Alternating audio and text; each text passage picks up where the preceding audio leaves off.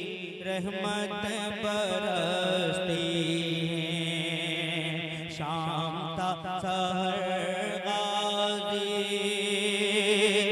और कमेटी वालों से गुजारिश है, बड़े अच्छे लोग वो उलमा होते हैं जिन्हें ढंग की कमेटी मिल जाए, वरना अक्सर कमेटी इतनी बदमाश होती है ना, इतनी बदमाश होती है, वो समझती है हमारे बाप का घर है मदरसा और मस्जिद। हाँ, अक्सर देखा गया है मदरसे और मस्जिद का पैसा लेकर के लोगों ने सीमेंट की एक ट्रक मंगा लिया, दुकान में भेज। अब मौलाना तनख्वाह मांगने जाए, अरे अभी तो हमने सीमेंट मंगा लिया है, बिकेगी सीमेंट तो तनख्वाह देंगे आप। ये लॉजिक देखिए हमारी कौम की। तो बड़े ही अच्छे वो लोग हैं कमेटी के जो मुदर्रिसीन के साथ मिल करके हुस्ने नियत के साथ में, जिम्मेदारी के साथ में मदरसे को चलाने का काम अंजाम देते हैं। याद रखें, जो बुनियाद की ईंट होती है उसका कोई आउटलुक नहीं होता है। कमेटी बुनियाद की ईंट का नाम है जो अपना वजूद जमीन में खपा देती है और उसी के वजूद पे 10 मंजिला इमारत खड़ी होती है। इमारत का लोकेशन बड़ा खूबसूरत होता है, मगर पूछो उस इमारत से तेरा वजूद किसके सीने पे खड़ा हुआ है। वो ईंटें जो उल्टी सुल्टी कैसी भी थी मगर मजबूत थी, अपने वजूद को जिन्होंने मट्टी के अंदर खपा दिया, उसी ईंट पर खूबसूरत इमारत बनती है। इसलिए कमेटी के लोग अगर तुम्हें मौका मिले खिदमत दीन करने का, मदरसों में, मस्जिदों में, स्कूल में और संस्था के हवाले से, कौमी संस्था के हवाले से कुछ कर जाओ मरने से पहले, वरना हसरतो यास के अफसोस के साथ हाथ मलते, अरे काश अल्लाह फिर से मौका देता तो कुछ करता। तेरा बाप मौका पाएगा। अल्लाह फरमाता है वअन्फिकू मिम्मा रज़क़नाकुम मिन क़ब्लि अन यातिया अहदकुमुल मौत फयक़ूल रब्बी लौला अख़रतनी इला अजलिन क़रीब फ़अस्सद्दक़ व अकुम मिनस सालिहीन। अल्लाह फरमाता है मेरी दी हुई रोजी में से मेरी राह में खर्च कर दे बंदे, इससे पहले कि मौत आए तेरे को। मिन क़ब्लि अन यातिया अहदकुमुल मौत, इससे पहले कि तेरी रूह निकाल दी जाए, मौत का आहिनी पंजा तेरे गले को दबोच ले, इससे पहले मैंने जो रिज़्क़ तुझे दिया है ना, ये मेरी राह में खर्च कर। और जब तू मौत को देखेगा ना तो क्या कहेगा, फयक़ूल रब्बी लौला अख़रतनी इला अजलिन क़रीब। अल्लाह थोड़ी देर के लिए मलकुल मौत को रोक दे, थोड़ी देर के लिए। क्यों रोक दे? फ़अस्सद्दक़, ताकि तेरी राह में सदका कर दूं, खैरात कर दूं, अच्छे काम कर दूं, वअकुम मिनस सालिहीन, और परहेजगार बन जाऊं, नेकूकार बन जाऊं।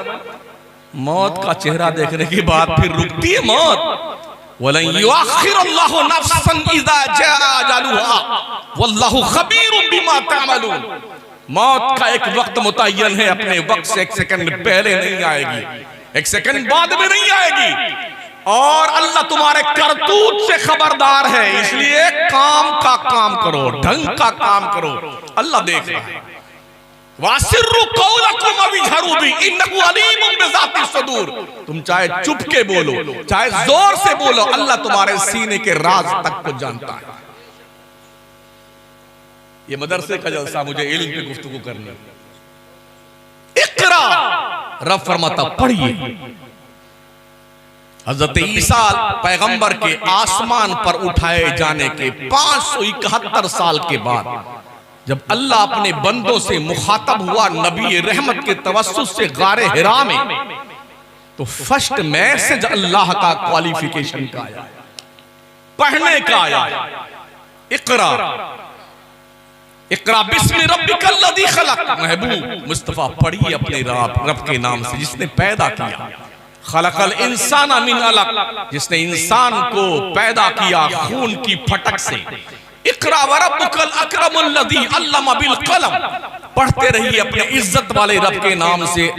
अल्लाह इज्जत वाला है जिसने लोगों को कलम से लिखना पढ़ना सिखाया। अल्लमल इंसाना मा लम यालम, इंसान को वो कुछ सिखाया जो इंसान नहीं जानता। तर्जमा कंजुल ईमान में देख लेना, तर्जमा करना हर एक के बस का रोग। मैंने तो मफहूम पेश किया है। जिस मुसलमान कौम के मजहबी किताब का आगाज बहैसियत नुज़ूल क्वालिफिकेशन से हो रहा है, उस कौम का हाल, तालीमी हाल ये है, मुल्क के शेड्यूल कास्ट से भी नीचे हैं तालीम के मैदान में। जितनी रिपोर्टें हैं उन्हें पढ़ डालिए आप देश की रिपोर्ट को। मुसलमान काबिले रहम हालत में जिंदगी गुजार रहा है। क्यों? इसलिए कि छोटा बच्चा पढ़ना शुरू करता है, हमारा मुसलमान 12वीं 10वीं तक पढ़ता है, बस 12वीं तक पहुंचते पहुंचते 22 ग्रेस पास होता है। फिर भी लोग खुशी मनाते, मेरा बेटा 22 ग्रेस पास हुआ। यानी हमारी कौम के बुद्धू लोगों को यही पता नहीं है कि 22 ग्रेस किस बला का नाम, समझ रहे हैं?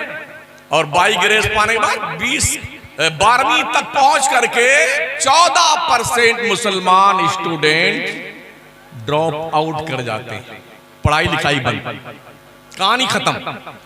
कोई बम्बई में कमा रहा है, कोई लखनऊ जा रहा है, कोई दिल्ली जा रहा है, कोई लुधियाना जा रहा है, कोई कलकत्ता जा रहा है, कोई भंगार ढो रहा है, कोई कुछ कर रहा है। जनाब, इल्म पैसों से नहीं आता है। अगर इल्म पैसे से मिलता तो हर जाहिल इल्म वाला होता। हाँ, पैसा दे करके इल्म खरीद लेते, मगर ऐसा नहीं है। इल्म तो फजल इलाही, ज़ालिका फज़लुल्लाहि युतीहि मन यशा, ये अल्लाह का फजल है, अपने करम से जिसे चाहता अता फरमाता है।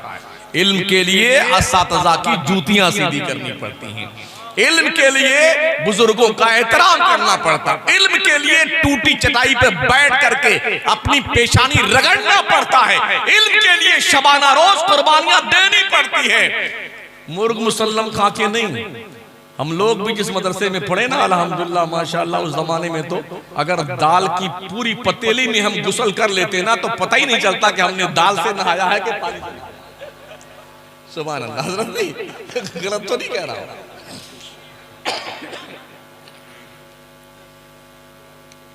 पानी हम लोग कुएं से निकालते थे, आधा डोल पानी और आधे डोल में मिट्टी। जब ऊपर तशरीफ लाता ना ये डोल शरीफ, तो उसको हम रख देते, तो जब मिट्टी बैठ जाती, ऊपर पानी तशरीफ लाता, तो उसे पीना मैसर आता था। आज इतनी सहूलियात है, चटाइयां माशाअल्लाह हैं, ठंडे पानी की मशीनें हैं, कूलर हैं, पंखे लगे हुए हैं, बेहतरीन इंतजाम है, फिर भी बेटे नहीं पढ़ रहे।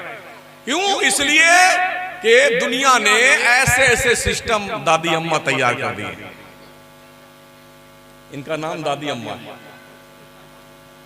ये जब से तशरीफ लाई है ना, याद रख के हमारी कौम पढ़ने से दूर जा चुकी है। घर में अगर 5-7 लोग हैं और 5-7 के पास ही मोबाइल होता है और 5-7 इस कोने में 5 पगलाए बैठे हुए, और वो एक कनवा में ठूसने वाला नहीं आता है जो सुनने वाला होता है, एयरफोन, उसको सब ठूस के बैठते हैं बेटे। खुदा ना खास्ता अगर घर में आग लगाए तो सब स्वाहा हो जाएंगे, लोग चिल्ला चिल्ला के थक जाएंगे, पल्ले पड़ेगा नहीं क्या हो रहा हमारे घर में। ये हो रहा भी, छोटे छोटे बच्चे, नन्हे नन्हे बच्चे 8-8 महीने के, 7-7 महीने के, जब रोना शुरू करते हैं तो माँ जो है झट से मोबाइल की दादी अम्मा को खोलती है, कार्टून लगा के देती है, और बिल्कुल रोए जा रहा बच्चा, रोए जा रहा है, और जैसे कार्टून दिखाया ना उसे, जो बूंद जहां तशरीफ लाई हुई थी वहीं रुक जाता है, एकदम खामोश, और बड़ा जोर से हंसता है। क्या बात बता गया। ये शार्प माइंड लोग कब से पैदा होने लगे? ये कहां से सीखा बच्चों ने? कुछ तो है जिसकी पर्दादारी है। गौसे आजम सरकार 18 पारे के हाफिज बन के पैदा हुए थे माँ के पेट से। उस्ताद ने पूछा, बेटे 18 पारे तुमने कहां याद किए? मेरे गौस ने फरमाया, मेरी माँ 18 पारा की हाफिजा थी, जब तक पढ़ नहीं लेती थी 18 पारे तब तक बिस्तर पे नहीं जाती थी, माँ पढ़ती रहती थी, मैं पेट में बैठे बैठे कुरान याद करता था। कुतुबुद्दीन बख्तियार काकी, जिनका मज़ार पुरवकार दिल्ली में मेहरानुल शरीफ में, जब वो पैदा हुए तो 14 पारे के हाफिज बन के पैदा हुए। काजी हमीदुद्दीन उनकी रस्म बिस्मिल्लाह खानी के लिए आए, फरमाया पढ़ो बेटे अलिफ बा की तख्ती से। कहा यहाँ से नहीं, फिर कहाँ से? अलहम्द से शुरू किया, 14 पारा सुना के बैठ गए।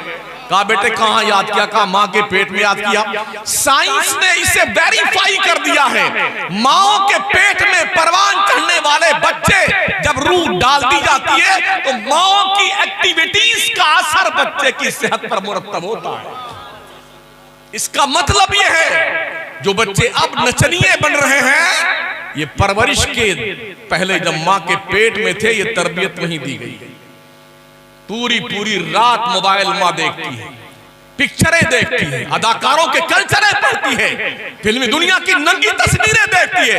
क्या तवक्को रखते हैं ऐसी गोद में परवान चढ़ने वाले बच्चे? क्या मखदूम सिमना बनेंगे? क्या मोइनुद्दीन अजमेरी बनेंगे? क्या अब्दुल कादिर जिलानी बनेंगे? क्या इमाम महमूद रजा बनेंगे? जी नहीं, नचनिए बनेंगे, गवैये बनेंगे, डकैत बनेंगे, लुटेरे बनेंगे। एक फिंगरप्रिंट के नीचे पूरी आवारा दुनिया मौजूद है मोबाइल पर। इजराइल में 22 साल की उम्र तक कोई भी यहूदी लड़की लड़का मोबाइल नहीं चला सकता है। सबसे ज्यादा सिगरेट की पैदावार इजराइल में है, मगर कुछ ही % है वहां पर जो सिगरेट इस्तेमाल करते हैं। इतने होशियार हैं। पबजी गेम सुना होगा आपने, हमने भी सुना है। आज के 4 साल पहले, लॉकडाउन से पहले, मैंने एक लेख पढ़ा था। 45 करोड़ यूजर थे पबजी गेम के। गेम मेकर का अगर पर हेड 1 रुपया पकड़ा जाए तो पर डे गेम बनाने वाला 45 करोड़ रुपया कमा रहा है। ओह मेरी कौम के लोगों, खेलो गुल्ली डंडा। तुम्हारे पास वक्त भी बहुत है ना। किसी होटल पर अगर 20 आदमी बैठे हैं ना तो 20 में से 15 मुसलमान हैं। ज्यादा वक्त इसी के पास है ना, इसी कौम के पास है। हाँ, 4 चाय 5 चाय पिएंगे, बैठे बैठे बैठे और डींगे मारेंगे। अखबार, दैनिक जागरण, अमर उजाला, अमर अंधेरा सब पढ़ते रहेंगे। मतन, हाशिया, बैनसुतूर सब पढ़ लेंगे चुस्की ले लेकर के, फिर निकालेंगे खिलाल दांत खुरचने के लिए। हाँ जी, और टोनी ब्लेयर का ऐसा नहीं करना चाहिए था, जॉर्ज बुश ने ऐसा गलत किया। बुद्धू मियां तुम्हारी सुनता कौन है? कौन सुनता तुम्हारी? तुम BBC लंदन के रिपोर्टर हो। औकात देख लो, औकात। दुनिया ने तुम्हें जूतों की नोक पे रख लिया है, तुम्हें फिर भी होश नहीं आता है।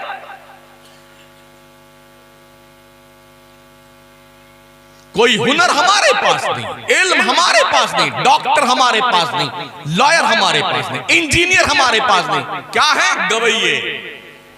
हम भी चलते हैं ना रोजाना, तो वो कन्हवा पे लाद के चलते ना, क्या बोलते, बिंजू और गिटार, बढ़िया बढ़िया कपड़े पहने, कोई पीला पीला कलर का, कोई गुलाबी कलर, एक डिजाइन में। हमने कई लोगों से पूछा तो कोई अब्दुल्ला थे, कोई अब्दुल करीम थे, कोई अब्दुल रहमान थे। अरे हमने कहा वारे मेरी कौम, था जिसे कुरान पढ़ना, गाने गाता है, वो आज और हॉकी खेलता है, वो दरी तलवार। हमारी कौम का जवान पढ़ेगा नहीं तो नचनिया बनेगा ना भाई।